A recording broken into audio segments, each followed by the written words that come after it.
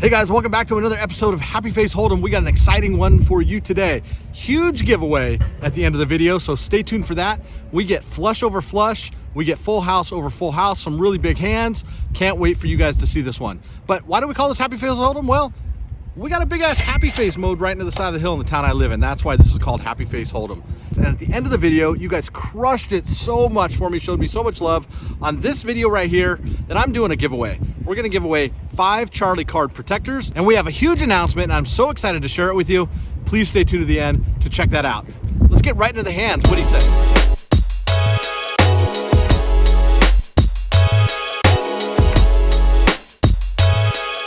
We kick off this session buying in for the max 600 in this 5-5 game, and things look like they're going to get off to a great start. After under the gun and hijack players both limp, we look down at pocket jacks from the small blind.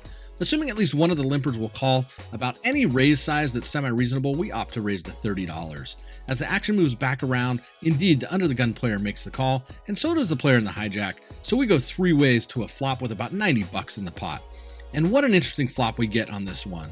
Great for my perceived range, and marginal for my pocket jacks. 8, King, 5, monotone, all clubs. Holding the third nut flush draw and the perception of having all the big kings, I'm willing to put more money into this pot, to the tune of $30. I think if I get check raised, it's a fairly simple hand to get away from, but this 1/3 pot size bet can smell like value too.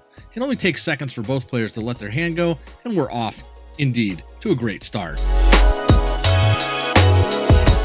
We then look down at a beautiful ace queen of diamonds, again out of position from the small blind. Under the gun and +1 limp this one, so this smells just like the last hand, and I raised to $30 once again. Not wanting to give away any information about the strength or weakness of my hand, I keep the open size with the limpers ahead of me the same. Only +1 decides to call this one, and we'll go heads up to a 9-7-4 2-spade flop. I should be checking this spot as this board smashes the range of a player that limps, then calls a 6x pre-flop raise, and I've flopped no equity aside from having 2 overs. But in the moment, I lead for 1/3 pot, and he makes the call. Going heads up to the turn, the front door flush completes with the 2 of spades coming out. Assuming I was behind on the flop and this turn makes it worse, I check, and he jams for $160. This is really a non-decision. I just fold.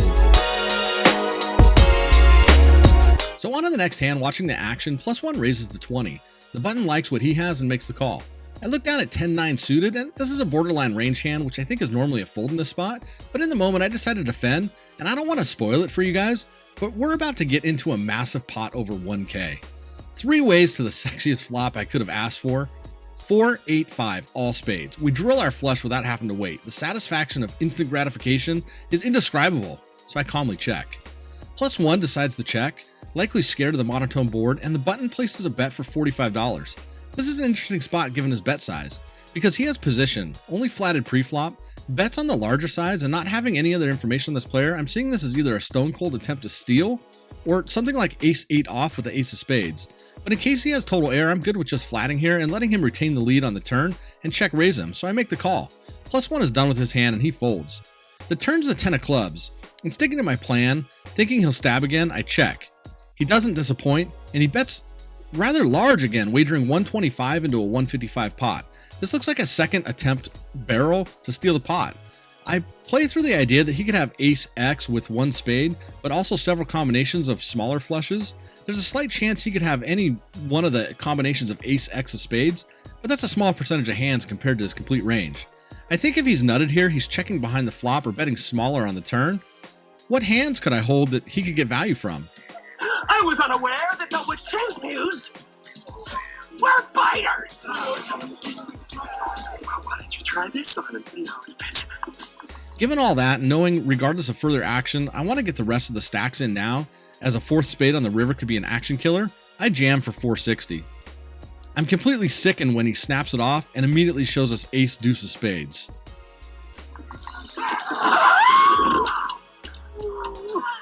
Ace. He's much better fighter than you. Well, I guess I read that one completely wrong, and we're going to watch our Charlie chips just move in the wrong direction as we hang our head, reach in our pocket, rebuy for a little more, and try to make something happen tonight.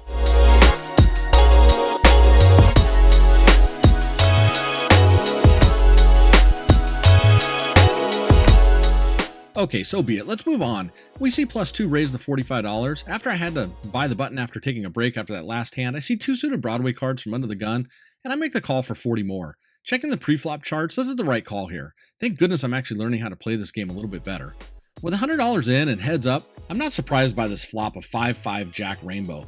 Flopping a backdoor straight and holding 1 over gives me no incentive to stick around. I check in flow to +2, and he c-bets, almost pot at $90. No equity. This is an easy fold.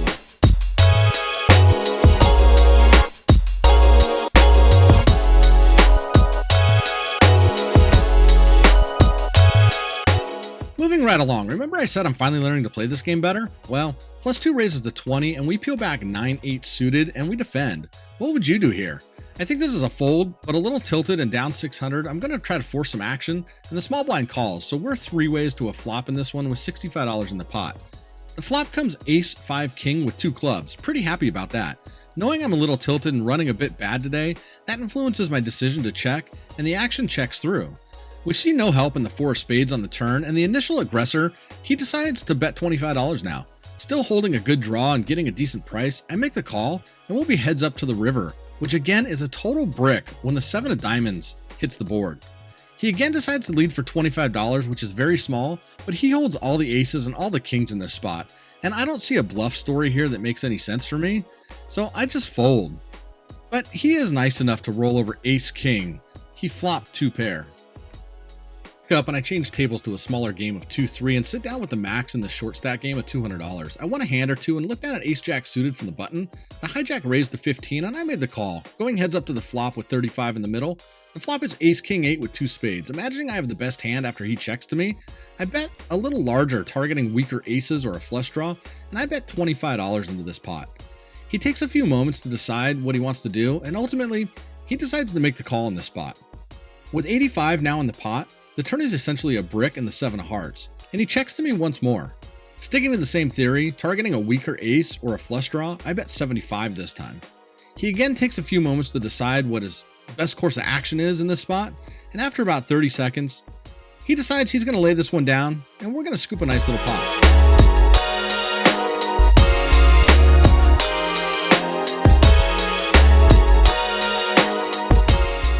This time we look down at King 10 suited from the hijack and we raise to $20 as the action moves around to the big blind. He decides on a raise to 65.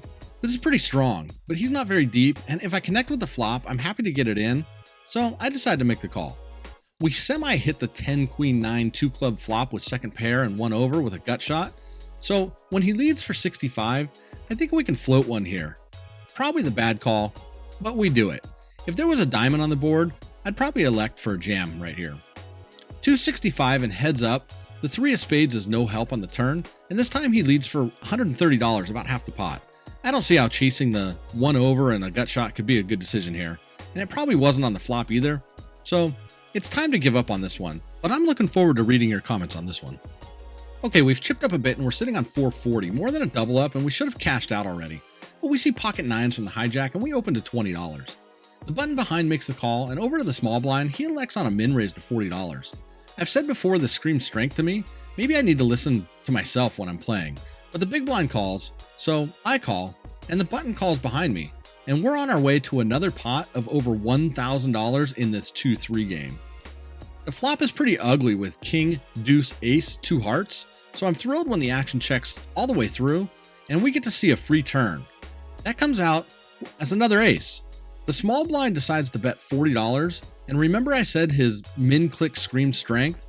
But with 2 aces on the board, I'm putting him more on a range of king-queen down to pocket queens, both which I'm behind, and I ponder all my options and just don't feel like folding to 1 bet.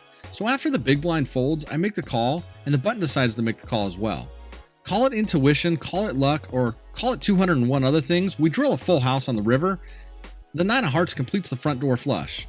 When the small blind bets $100, I'm really putting him on king X of hearts now, as I think king queen, king jack, and king 10 would raise preflop.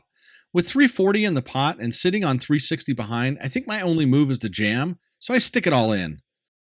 Nobody messes with the dude! The button folds, and the big blind snap calls, and shows pocket kings for a turn boat. bigger than mine.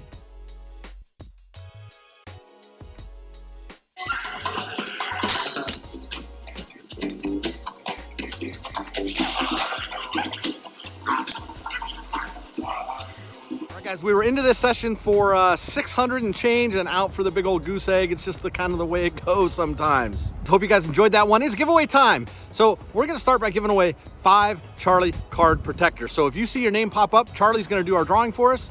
So make sure you reach out to me at this email address right here. Give me your contact details and we will get you out your winnings. I'm so excited. All right, Charlie, let's take it away. Winner number 1 of a Charlie card protector.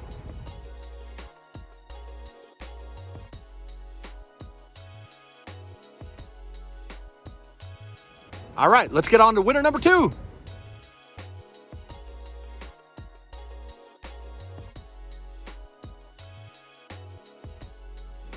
All right, here we go. Winner number 3.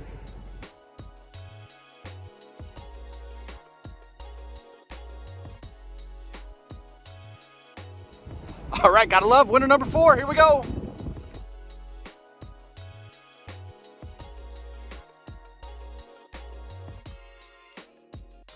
And last but not least, winner number 5.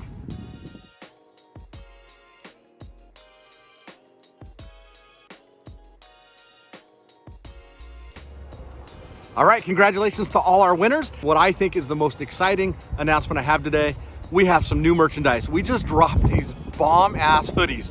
Oh, I am so thrilled with the way they come out. I cannot wait to get my hands on one, and I cannot wait for you guys to get your hands on one. Pre-sale orders are open right now at a huge discount. You will never see this price again. For 1 week, I'm offering this huge discount just to get them in your hands and get some merchandise out the door. Really excited, guys. So I appreciate all the love. I want to give back to you guys. And you know, hey, if you made it this far, do me a favor, drop a like to this video, subscribe to the channel below, hit the little notification bell. It really helps the channel out a ton. We're really working on ramping this thing up and growing it, and I really appreciate all the love. And you know, just really enjoy you guys watching these videos, and I'm enjoying putting them out. You know, thanks guys a lot. I really appreciate it. And hey, here's another announcement. We have a meetup game in Las Vegas, Nevada on October 4th. It's gonna be at the Sahara Casino. So make sure you come check that out. I'll put details in the description down below. And until the next one, be sure to wash your hands.